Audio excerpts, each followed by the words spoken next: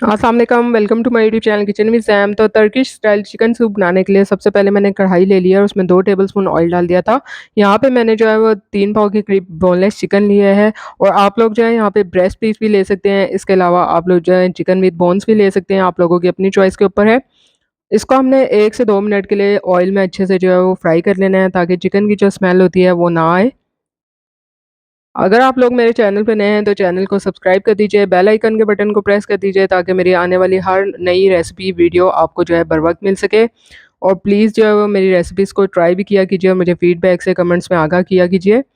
यहाँ पे जो है चिकन अच्छे से हमने इसमें फ्राई कर लिया था। इसके साथ ही 8 से 10 अदद मैंने काली मिर्च इसमें ऐड कर दी थी, साबुत काली मिर्च, और एक मीडियम साइज़ का प्याज़ इस तरह से मैंने रफली जो है वो इसमें काट के डाल दिया था। और साथ ही मैंने 4 अदद लहसुन के जवे थे वो भी इसमें ऐड कर दिए। 1 से 2 मिनट तक चिकन के साथ इसको हमने अच्छे से जो है वो पकाना है और उसके बाद हमने इसमें पानी ऐड करना है यखनी बनाने के लिए।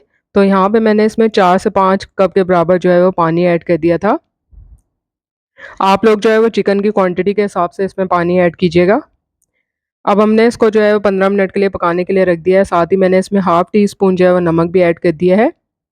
तो यहाँ पे चिकन जो है वो अच्छे से गल चुका था और यखनी जो है वो अच्छे से रेडी हो चुकी थी। तो यहाँ पे मैंने चिकन को इस तरह से श्रेड कर लेना है और यखनी को हमने अच्छे से जो है वो छान लिया था। तो देखिए चिकन को जो है हमने यहाँ पे रेशा-रेशा कर लिया था और यखनी को भी हमने अच्छे से छान लिया था। तो अब हमने कढ़ाई में 2 से 3 टेबलस्पून ऑयल लेना है और इसमें 1 अदद मीडियम साइज़ का प्याज़ बारीक चॉप करके हमने डाल देना है। प्याज़ को हमने इतनी देर तक पकाना है कि इसका कच्चापन जो है वो ख़त्म हो जाए। हमने इस पे कोई कलर वग़ैरह नहीं देना है। और साथ ही हमने इसमें जो है 2 अदद हरी मिर्चें बारीक काट के शामिल कर देनी है। आप लोग जो है वो 1 से 2 टीस्पून हरी मिर्च का पेस्ट भी इसमें ऐड कर सकते हैं।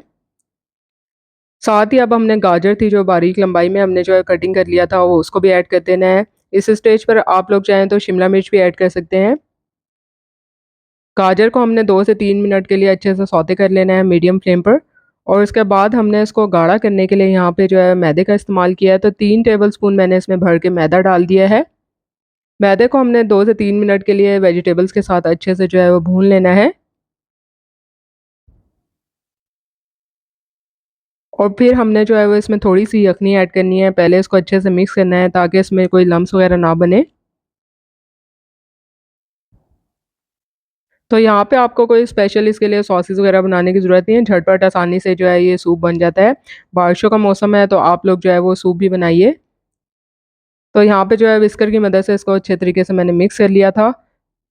और साथ ही जो बाकी यखनी थी वो भी हमने इसमें ऐड कर देनी है और साथ ही हमने इसमें श्रेड किया हुआ चिकन भी ऐड कर देना है।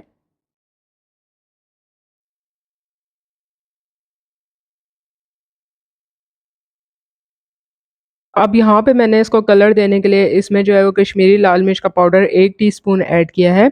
अगर आप लोगों के पास वो अवेलेबल नहीं है तो आप लोग इसकी जगह पे पेपरिका पाउडर भी यूज़ कर सकते हैं 1 टीस्पून।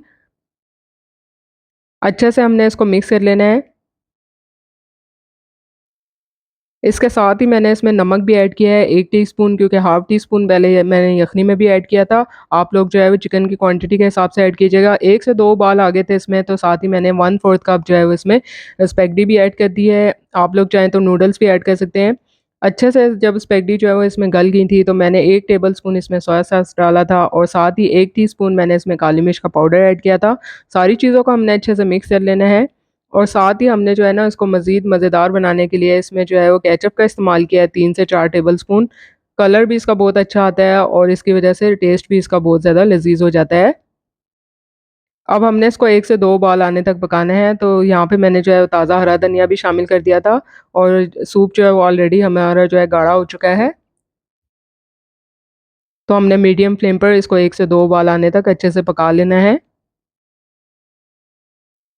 तो देखिए यहाँ पर मज़ेदार सा टर्किश स्टाइल चिकन सूप जो है वो रेडी हो चुका है और यहाँ पे मैंने जो है वो फ्लेम ऑफ कर दिया था। तो उम्मीद करती हूँ कि आपको आज की ये मज़ेदार और आसान तरीन रेसिपी पसंद आएगी। रेसिपी पसंद आई है लाइक और शेयर करना बनता है, साथ-साथ चैनल को सब्सक्राइब कीजिए। आप लोगों के लिए इसी तरह से आसान और मज़ेदार सी रेसिपी शेयर करती रहूँगी। जल्दी मिलूँगी आप लोगों से नई मज़ेदार और आसान तरीन रेसिपी के साथ। तब तक के लिए इजाज़त दीजिए। अल्लाह हाफ़िज़।